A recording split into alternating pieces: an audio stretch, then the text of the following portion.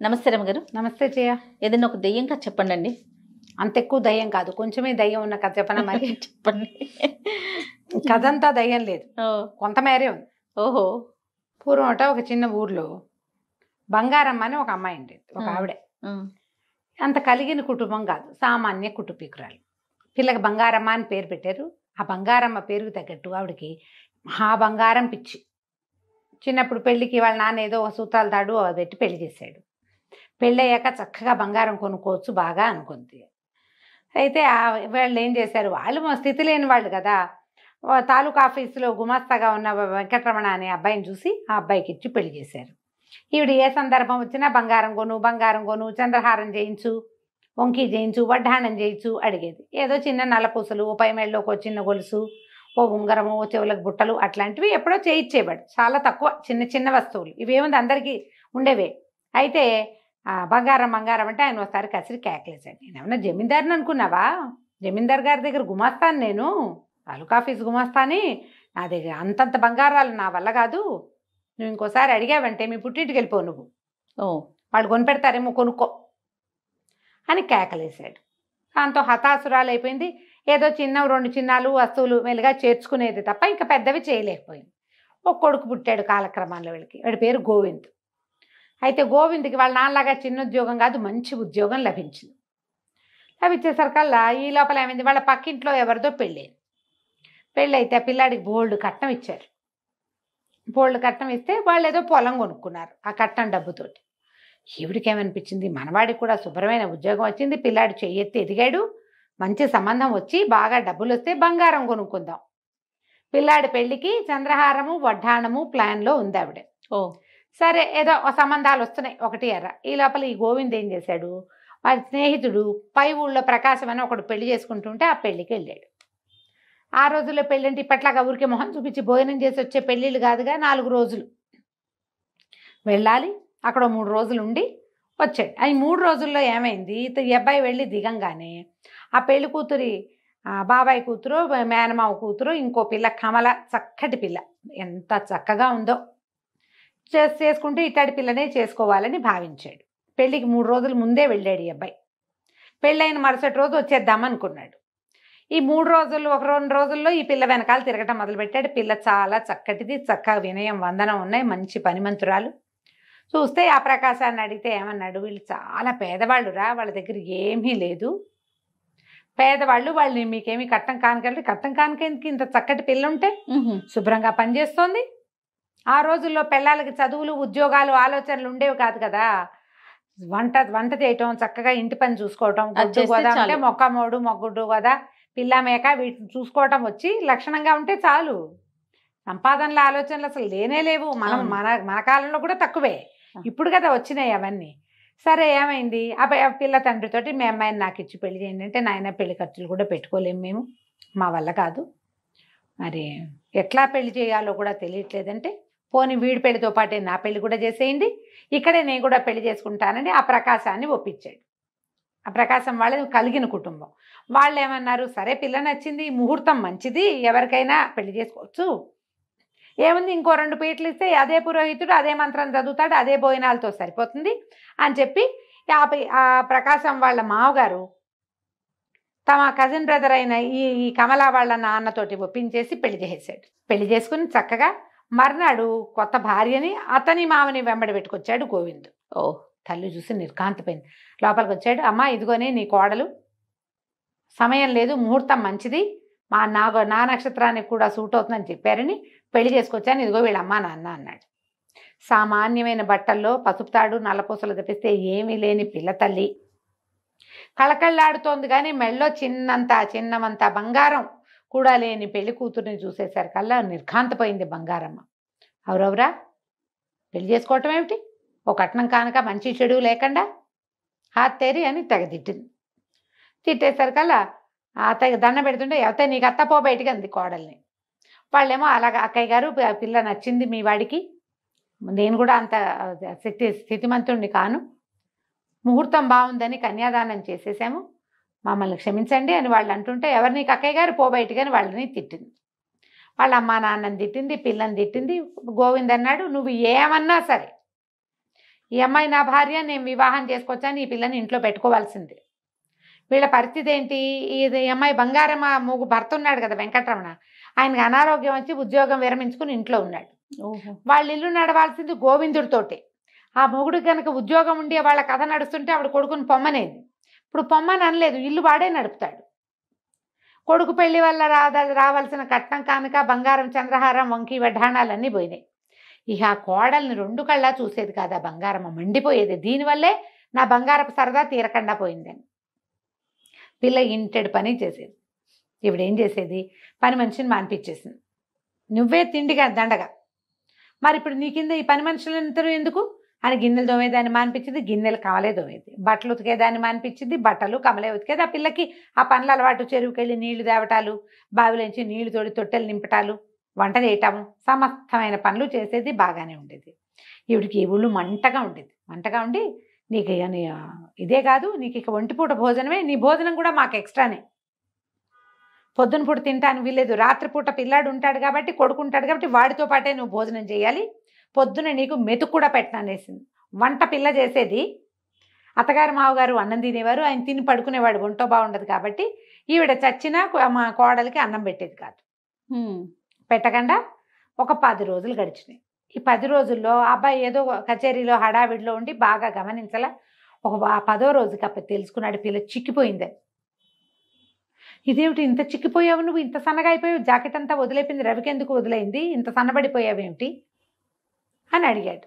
సమాధానం ఆవిడ అత్తగారు ఏం చెప్పిందంటే, ఒకవేళ గనక అబ్బాయికి ఈ విషయం చెప్పావో దొంగతనం వంటగట్టి నిన్ను మీ పుట్టింటికి పంపించేస్తాను శాశ్వతంగా అని గట్టిగా చెప్పేసింది. ఇప్పుడు ఆ పుట్టింట్లో ఆ గతి కూడా లేదు. మొగుడు చక్కగా ముద్దుగా చూసుకుంటాడు, ప్రేమగా ఉంటాడు, మంచివాడు.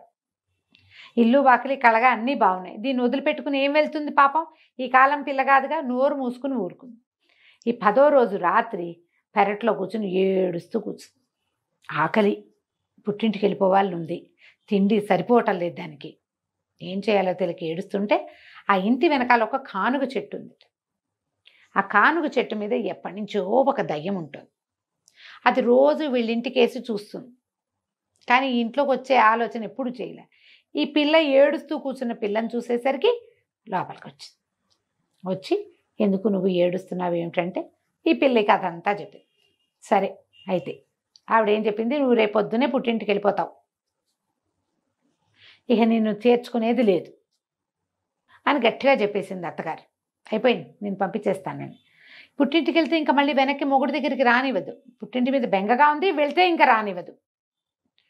ఏం చేయాలో తెలియక ఏడుస్తుంటే ఈ దయ్యం ఏమందంటే, సరే ఇవాళ నుంచి నువ్వు తినే 1000 మెతుకులకి 1 మెతుకు బంగారు మెతుకు అవుతుంది, నీ కంచంలోకి వస్తాయి, మీ అత్తకి ఈ సంగతి చెప్పు అని చెప్తే తెల్లవారు లేవగానే ప్రయాణం కట్టమని కోడల్ని కసిరింది బంగారం.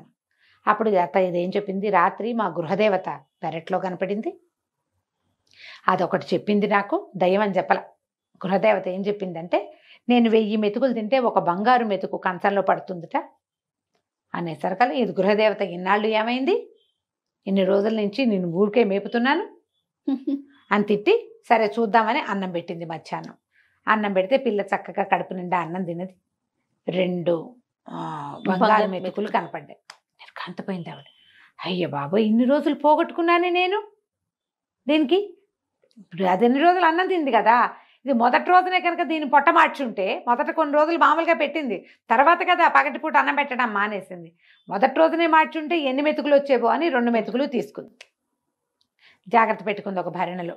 పొద్దున సాయంత్రం అన్నం తినేది పిల్ల. అది 1000 మెతుకులు అవ్వగానే ఓ బంగారు మెతుకు కంచం పక్కన ప్రత్యక్షమయ్యేది. అత్తగారు కోడల కంచం తనే తీసేది, ఆ మెతుకులు ఏరి పెట్టుకునేది. క్రమంగా ఆవిడ ఏం చేసింది, ఇది 2 మెతుకులే వస్తున్నాయి, ఇది ఇంతే తింటుంది, ఇంకొంచెం తినాలని బలవంతం చేయటం మొదలుపెట్టింది.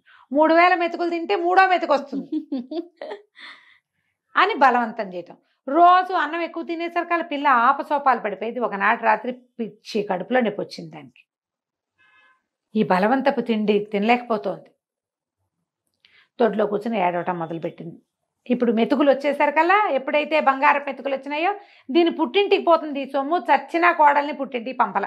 మధ్యలో పండగలు వచ్చినాయి, పబ్బాలు వచ్చినాయి, పుట్టింటి నుంచి కబురు వచ్చింది, అయినా సరే పంపల. వాళ్ళు కొట్టేస్తారు మనకు వచ్చే బంగారం. ఆవిడ భరి నిండా పోసు పెట్టుకుంది వాటిని. ఏదో చేయించుకోవాలి రేపొద్దున. బంగారం ఉంది వీళ్ళ దగ్గర, అదేం బోల ఉంటుంది. బలవంతం పెట్టుతుంటే ఒక పూట బాగా అన్నం ఎక్కువ తినేసి ఆపసోపాలు పడుతూ దానికి ఏదో నెల తప్పిందో ఏదో, ఇంకా వీళ్ళకి తెలియలే. చచ్చిపోతుంది పిల్ల తినలేక అన్నం. దొడ్లో కూర్చుంది, ఏడవటం మొదలుపెట్టింది. మళ్ళీ వచ్చింది పిశాచం, వాళ్ళ గృహదేవత. ఎందుకే అమ్మాయి ఏడుస్తున్నావు, మెతుకులు చాలేదా మీ అత్తకంటే? కాదు, నన్ను చంపేస్తోంది, ఇంకా తిను ఇంకా తిను అంటుంది. 3000 అవ్వకపోతే మూడో మెతుకు రాదు. ఆఖరి ముద్ద వదిలేస్తే ఒప్పుకోవటం లేదు. నా వల్ల కావటల్లా. మా అమ్మ మీద ప్రాణం లాగుతోంది. వెళ్ళనివ్వట్లేదు, పుట్టింటికి పోనివ్వదు. ఎందుకంటే ఆ మెతుకులు వాళ్ళకి దొరుకుతాయని అనుకుంటుంది. మనిషి మంచిదే, ఈ ఒక్క గుణమే ఆవిడ బంగారం పిచ్చి అనేసరికి సరే ఇవాళ నుంచి నీ బహుమతి కట్టు.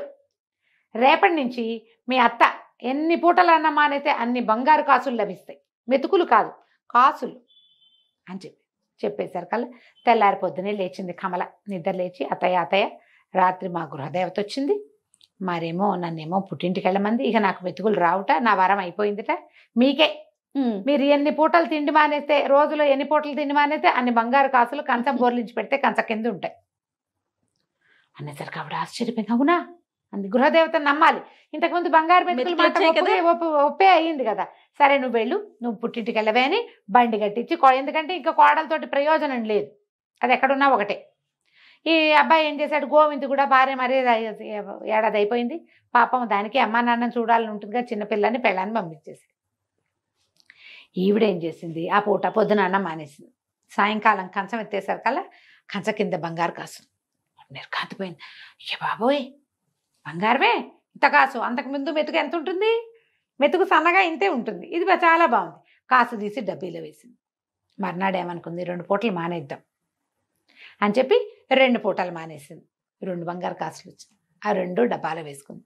పుట్టినప్పటి నుంచి తింటున్నాం వెధవన్నాం, ఓ 3 పూటలు తినకపోతే ఏమవుతాను నేను, ఏం కాదని 3 పూటలా మానేసింది. మానేస్తే ఆ కంచం దగ్గరికి వెళ్ళి వంగి తీసుకోవటానికి కూడా సత్తు చాలే ఆవిడికి. ఈ నీరసంగా ఈడుస్తూ పోయి 3 కాసులు తీసుకుంది.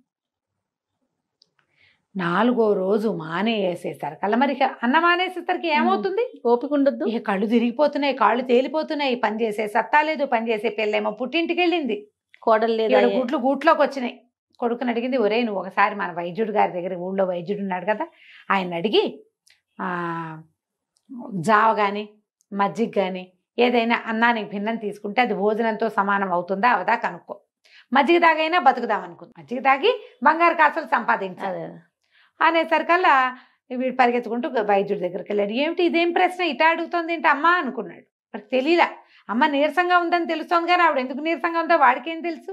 భర్త ఏమో పడుకుంటాడు, ఆయన చూడటల్లా ఆవిడ అన్నం తిన్నదో లేదో.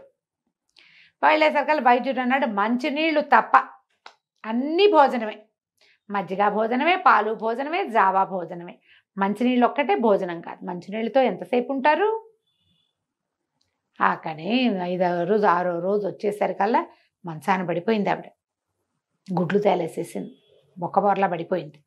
పడిపోయేసరికల్లా నిర్ఘాంతపోయాడు. ఏమిటి అమ్మ ఇట అయిపోయిందని గబగబా తండ్రిని లేపి, నానా అమ్మని చూసుకో, ఒక మాట నేను వెళ్ళి వైద్యుడిని గాకేసుకొస్తానని. ఈ లోపల పక్కింటి పిల్లాడు ఎవడో ఉంటే, ఒరే నాయన ఎడ్లబండి ఏదైనా వెళ్తుంటే చూసి ఆగమేఘాల మీద మా అత్తారింటికి వెళ్ళి మా ఆవిడ్ని తీసుకురా, మా అమ్మకి ఏదో అయిపోయింది, కళ్ళు తిరిగి పడిపోయింది అని కబురు చేశాడు.